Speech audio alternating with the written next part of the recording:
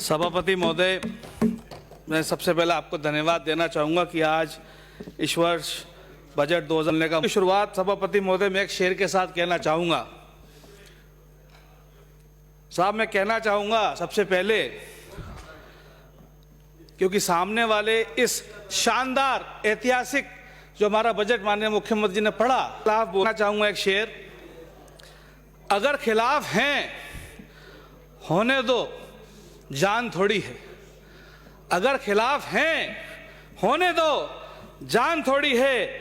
ये सब धुआं है, कोई आसमान थोड़ी है। क्या बात है साहब। हमारी सरकार ने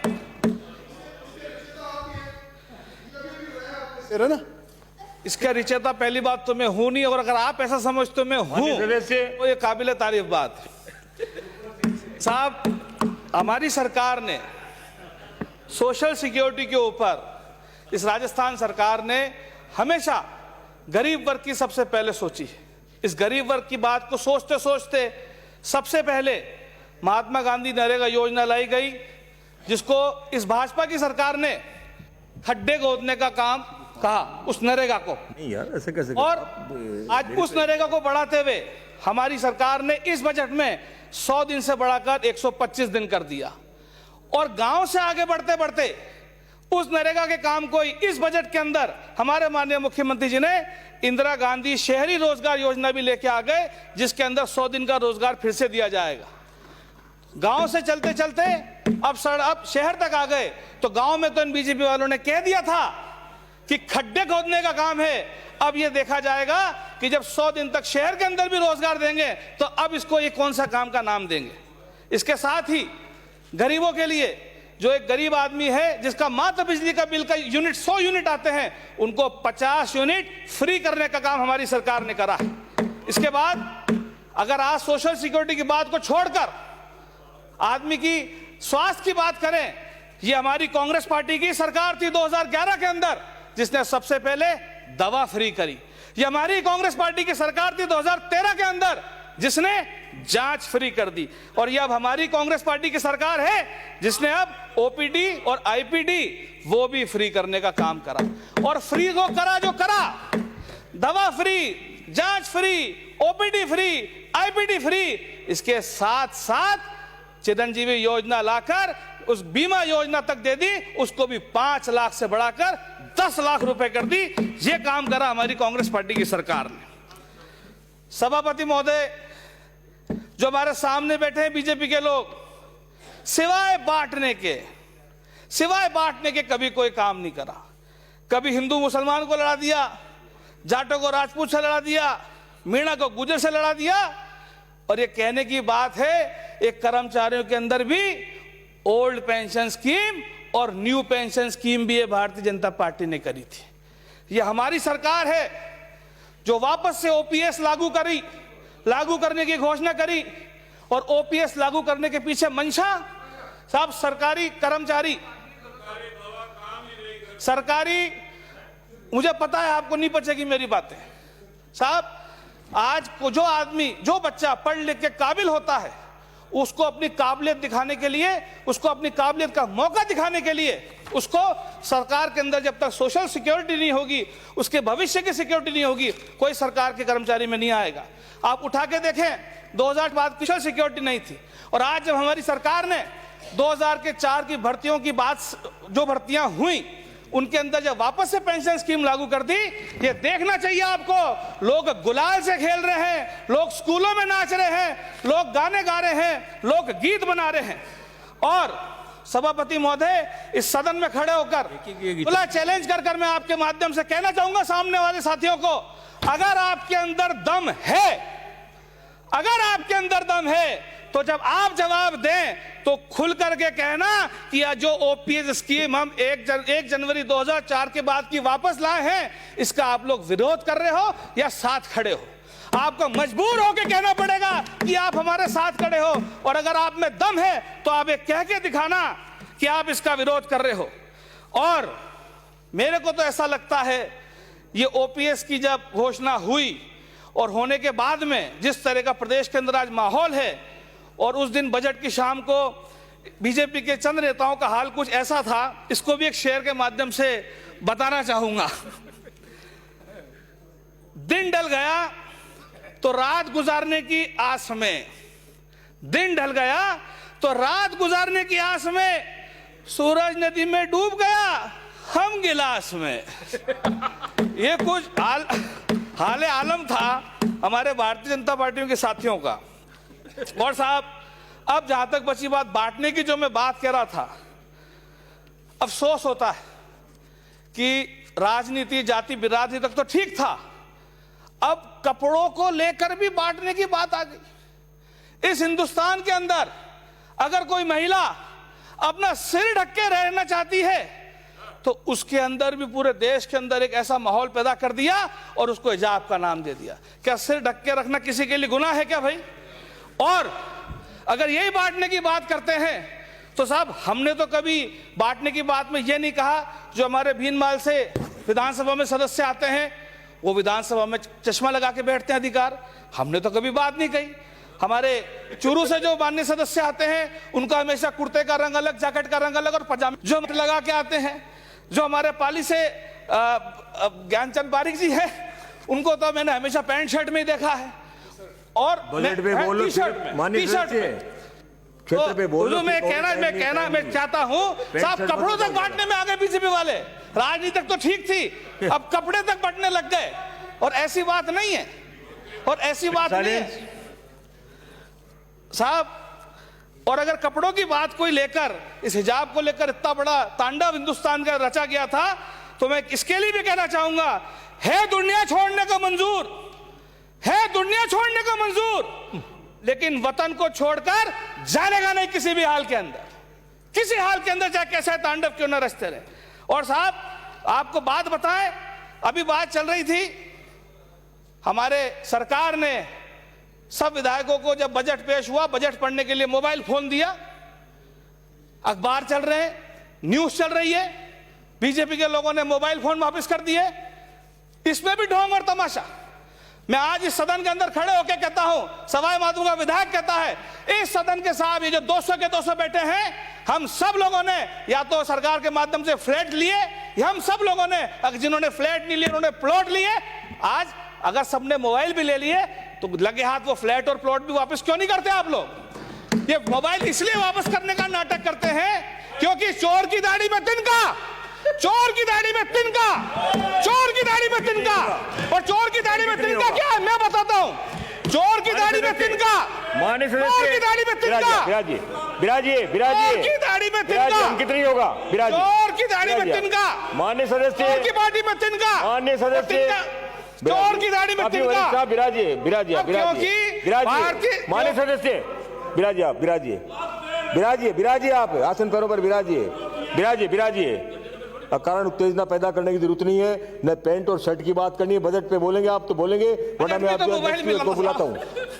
पैंट शर्ट की बात लगाइए। ठीक है साहब, ठीक है, ठीक है, ठीक है साहब,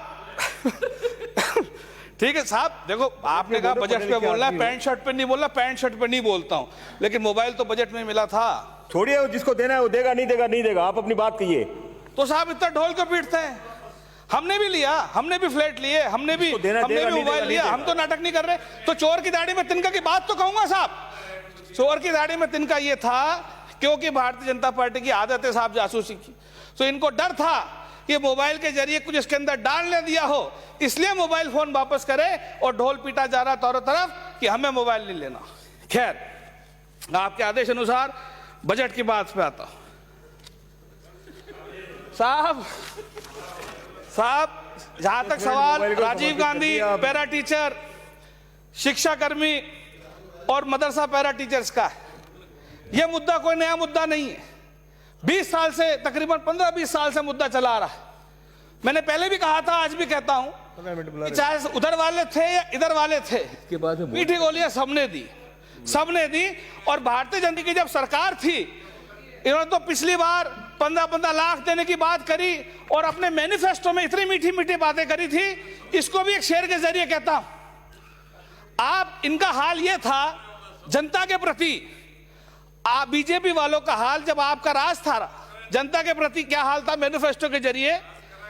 आप कहें तो कायनात की सारी खुशियां लाके आपकी तरफ मोड़ दूं, ऐसा आप कहते थे। आप कहें कायनात की सारी खुशियां आपकी तरफ लाके मोड़ दूं, और आप कहें तो चांद सूरज भी लाके तोड़ दूं। आप कहें तो कायनात की सारी खुशियां आपकी तरफ मोड़ दूं, आप कहें तो चांद सूरज भी लाके तोड़ दूं। इतना बस है मेरी जान, थोड़ा कम झूठ बोल लो, थोड़ा कम झूठ बोल लो। सिर्फ वादे वादे करे। और आज मुझे खुशी है इस बात की और गर्व है इस बात का, ये हमारी कांग्रेस पार्टी की सरकार है जिन्होंने आज मदरसा para teacher, Rajiv Gandhi para teacher और शिक्षा कर्मियों का जो समस्या है का समाधान निकाला है, और बहुत जल्द इसके ऊपर नोटिफिकेशन भी जारी होएगा। साहब, राजेंद्र राठौड़ साहब, चूरू से आने वाले सदस्य साहब का मैं भाषण ध्यान से सुन रहा था उस दिन। राठौड़ साहब ने कहा था बजट वाले दिन कि मैंने काफी देर रात को बजट पढ़ा। मैंने पढ़ा था, सुना भी था। तो साहब, जब क्या रात को पढ़ते हैं देर रात तक, तो कभी कभार झपकी लग जाती है पढ़ते पढ़ते।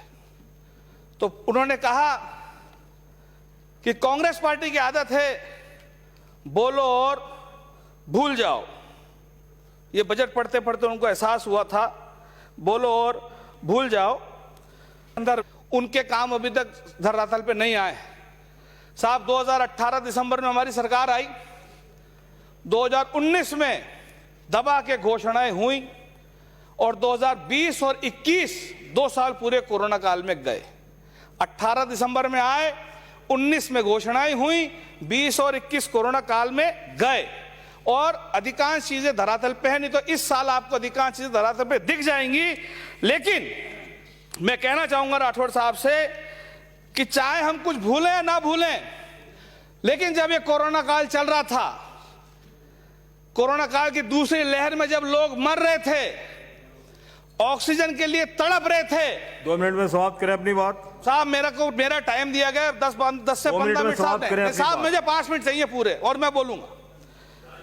कोरोना काल में भाई भाई को छूने से डर रहा था, मां बेटे को छूने से डर रही थी, आदमी को छूने से डर रहा था। ऑक्सीजन के लिए लोग तड़प तड़प के मर रहे थे। ये कांग्रेस पार्टी की सरकार थी जिसने पूरी व्यवस्था करी अस्पतालों के अंदर, पेशेंट को रिसीव करने से लेकर भर्ती करने तक, भर्ती के बाद जांच कराने तक, जांच कराने के बाद ऑक्सीजन देने तक, और ऑक्सीजन देने के बाद इलाज कराने तक। और फिर भी अगर कोई हमारे बीच हमें छोड़ के चले जाता है तो उसके पार्थिव शरीर को गांव तक पहुंचाने तक अगर काम करा तो इस कांग्रेस पार्टी की सरकार ने कोरोना काल के अंदर करा। साहब, जहां तक और साहब है बोलते साहब, आप तो कह रहे हो बोलते रहो, सभापति जी ने टाइम गिना दिया मेरे को। शांत रहे, बोलने दें उन्हें। कृषि बजट हमारी सरकार ने पेश करा अलग से, बहुत पेट दुख रहा है। भारत सरकार ने तो मिला दिया कृषि बजट को। आज इनका पेट इसलिए दुख रहा है क्योंकि कृषि बजट है राजस्थान के किसानों के लिए, और राजस्थान के किसानों के लिए राजस्थान सरकार ने कृषि बजट अलग कर दिया। जमीन खरीदने से लेकर, उसकी तार फेंसिंग से लेकर, बीज खरीदने से लेकर, उसकी जमाबंदी के बाद उसके सारे काम करने तक, उसको ऋण लेने तक सारा इंतजाम करके बजट अलग कर दिया हमारी सरकार ने।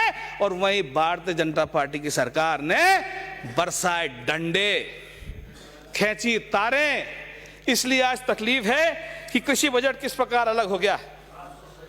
साहब, 700 शहीद। साहब, मैं सवाई माधोपुर के संदर्भ में कहना चाहूंगा, इतिहास में और दशकों से माधोपुर के अंदर मांग चली आ रही थी। वहां हमारा गणेश जी का मंदिर है, त्रिनेत्र गणेश जी का विराजमान है। हमारी सरकार ने रोपवे की घोषणा कर दी, एक नया अस्पताल, नया nursing college, centre part, Muslims के लिए 25 करोड़ के हॉस्टल, रोड्स, चौकियां, अनगिनत चीजें माधोपुर के लिए घोषणा करी। इसका मैं माननीय मुख्यमंत्री जी का धन्यवाद देना चाहूंगा। और साथ ही जो रिप्लाई आएगा उसके लिए मैं कुछ गुजारिश और करना चाहूंगा कि साहब, सवाई माधोपुर जिला एसटी बहुल्य जिला है, इसलिए सवाई माधोपुर में एक एसटी हॉस्टल की भी घोषणा हो, और 4 वहां पर एनीकट बनने चाहिए, ओलवाड़ा में, बेहतेड़ में, भूका में, चकेरी और खिलचीपुर में पीएचसी। सवाई माधोपुर जिला हेडक्वार्टर है, वहां पे कृषि महाविद्यालय, एग्जिस्टिंग कॉलेज के अंदर एमएससी खुलनी चाहिए। मलाना डूंगर में साहब हमारा वहाँ एसडीएम कोर्ट है, हमारा तहसील है, एक वहाँ मुंसिफ कोर्ट की कमी बची है, मुंसिफ कोर्ट होना चाहिए। हमीर सर्किल हमारे सवाई माधोपुर में है, उस हमीर सर्किल का पूरी तरह से जीर्णोद्धार होना चाहिए। बजरा में विद्यार्थियों के लिए पुस्तकालय, अमरूद प्रशिक्षण केंद्र, खिरनी को उप तहसील, ऐसी तमाम और बहुत सारी बातें जो मैंने माननीय मुख्यमंत्री जी को लिख करके दी हैं, जिनकी मैं उम्मीद करता हूं कि अपने रिप्लाई के अंदर वो बात ऐड करके बोलेंगे। सभापति महोदय, समाप्त करें। मैं समाप्त, बलवान पूनिया। ठीक है साहब, समाप्त कर रहा हूं। एक बात कह के, खाली अपने एक शेर से शुरू, शेर से किया था, समाप्त भी शेर से कर देता हूं। राजस्थान की जनता से निवेदन करना चाहता हूं कि एक तरफ तो डंडे बरसते हैं और हमारी सरकार दवाई का इलाज फ्री करा के गोली खिलाती है, इसलिए एक शेर से अपनी बात समाप्त करता हूं। चाहे सब खो जाए लेकिन उनको मत खोना, चाहे सब खो जाए लेकिन उनको मत खोना जिनको तेरी आंख का आंसू दरिया सा लगता है। बहुत बहुत धन्यवाद। जय हिंद।